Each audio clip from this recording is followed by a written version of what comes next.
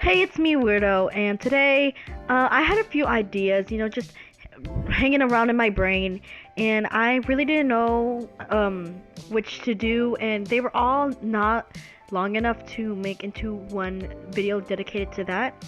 So I decided to use a wheel, and yeah, it's that wheel is going to decide on what I draw today.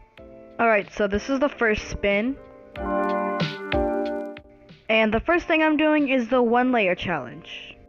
Okay, so now I was a little nervous to do this challenge, obviously.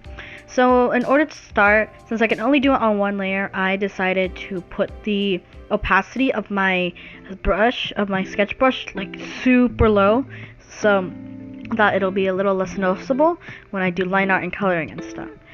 So I've been dealing with a lot of art block lately, so you will see multiple different sketches, and I was just really like, I had no idea what I was doing. I was trying to figure out what I wanted to draw, and eventually I did just stick with something simple because I knew this was going to be difficult, especially since I can only use one layer. So yeah, it was all right, I guess. I mean, it was a little difficult because every time I would go to erase the sketching lines, the guidelines, I would also erase bits of the outline. So I had to go back and redraw them, which was a pain, and it wasn't the best experience. But the coloring was not the best because the guidelines were able to see through, so it sort of messed up with my coloring. And so for the shading, I had to be very careful to make sure that none of the shading or any other colors blended in with each other, because since if I mess up the airbrush, it could go into the skin color or on the clothes, for example. So yeah, I just adding the finishing highlights and we're done. So yeah, this is the final result. Even though it is simple, I still think it's pretty good considering it was all done on one layer. So now it's time to see what the wheel has chosen next.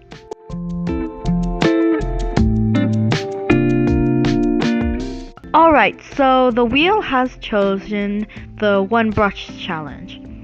And this is the brush that I decided to use. Mainly because, well, this brush is the one where I definitely do the most cell shading with, and yeah, I use it a lot for shading, and the normal brush outline is way too textured, and even though I'm more comfortable with outlining with it, it won't look good for trying to shade with it at all. But also, before you see me start coloring and all that stuff, I just wanted to say that I am allowed to use the eraser and the blur tool since I can't use the airbrush, but the blur tool and the eraser must be the exact same brush that I'm using. And it was the pen thing, the pen fade. I kind of forgot what it was called, but yeah, it was the exact same, y'all, so just relax. And yeah, of course, I was struggling again to figure out an idea, and somehow I decided to use this boy or something in the woods.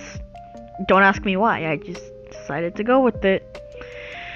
But yeah, so I don't know why. I really need to maybe get out more or something, because I've really been just dealing with a lot of art block, which makes it harder to make videos and also just fill up my sketchbook.